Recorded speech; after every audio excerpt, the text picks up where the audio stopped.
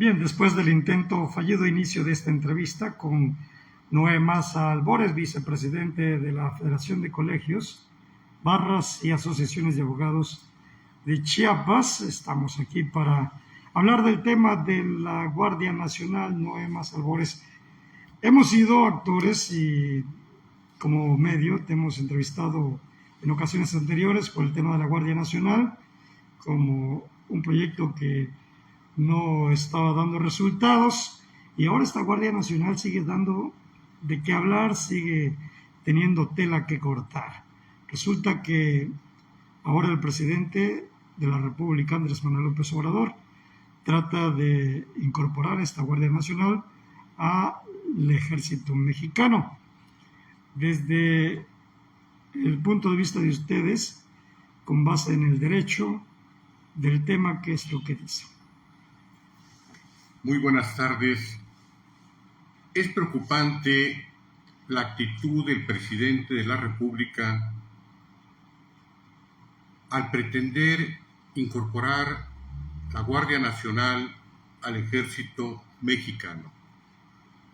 Es bien cierto que la Guardia Nacional es una policía civil creada constitucionalmente y ante ello tiene funciones específicas para dar seguridad a la nación y a todos los ciudadanos, por supuesto. No debemos soslayar que la Guardia Nacional fue creada con la Policía Federal, con todas las policías que estaban en esa época en funciones, y a la fecha está constituida la Guardia Nacional por aproximadamente 110,000 elementos. Al pretender incorporar al ejército mexicano la Guardia Nacional, es una señal palpable de que algo está fallando o en su defecto ha fracasado esta Guardia Nacional, por un lado. Por otro lado, vemos una serie de violaciones constitucionales. Mencionaba el presidente Andrés Manuel López Obrador que si hay oposición por parte del Congreso de la Nación, iba a decretar la incorporación con las facultades que tiene. Esto no es tan sencillo. Como miembros de la Federación de Colegios, Barras y Asociaciones de Abogados, ratificamos contundentemente que dentro de la cúspide jurídica no puede un decreto modificar una disposición constitucional. Ahora, la Guardia Nacional es una guardia civil, como se acaba de mencionar. El ejército mexicano tiene definidas sus facultades y a través de un código militar establece las funciones que debe desarrollar por naturaleza jurídica propia. Asimismo, la reglamentación militar establece la disciplina que debe prevalecer. ¿Se imaginan que al pretender incorporar la Guardia Nacional al ejército, como que van a incorporarse? ¿Como soldados rasos? Porque no pueden, ningún ejército del mundo es sabido que haya incorporación de las policías a los ejércitos. Es imposible, porque se rigen por una disciplina militar. Y el artículo 129 de la Constitución Política de los Estados Unidos Mexicanos establece claramente y categóricamente que en tiempos de paz ninguna autoridad militar puede realizar acciones diversas que no tengan conexión a la disciplina militar. Entonces, si se rigen constitucionalmente el ejército, como lo tenemos plenamente sabido, entonces, ¿qué se tiene que hacer? Primeramente, ver en dónde está fallando la Guardia Nacional, porque no puede de un plumazo incorporarse al ejército mexicano. El ejército está para defender la soberanía de la nación.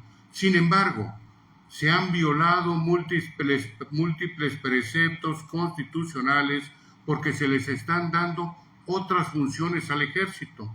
El ejército ya controla los puertos, ya controla parte de la salud de los mexicanos, ya está controlando las construcciones del Tren Maya y a su vez de la refinería Dos Bocas. O sea, se está saliendo del contexto para el cual fue creado el ejército mexicano. Y esto es una pretensión a militarizar el país, y eso sí es sumamente delicado. Delicado más que lo hagan quienes ahora en el poder, antes como oposición al gobierno y siempre de izquierdas, defendieron que no se militarizara el país. Hay cuestiones muy delicadas para los países y particularmente para México. México siempre ha sido un país pacifista. México es un país que se ha consagrado por preservar la paz social entre todos sus ciudadanos. No necesitamos militarizar México. Entonces, al incorporar 110,000 elementos de la Guardia Nacional al ejército mexicano, ¿qué quiere decir? Que no ha dado los resultados para los cuales fue creada la Guardia Nacional. Y la Guardia Nacional, como una policía civil, está para preservar la seguridad que hasta la fecha no la estamos observando en este país. Van 124,000 muertes en este sexenio y nadie da resultados.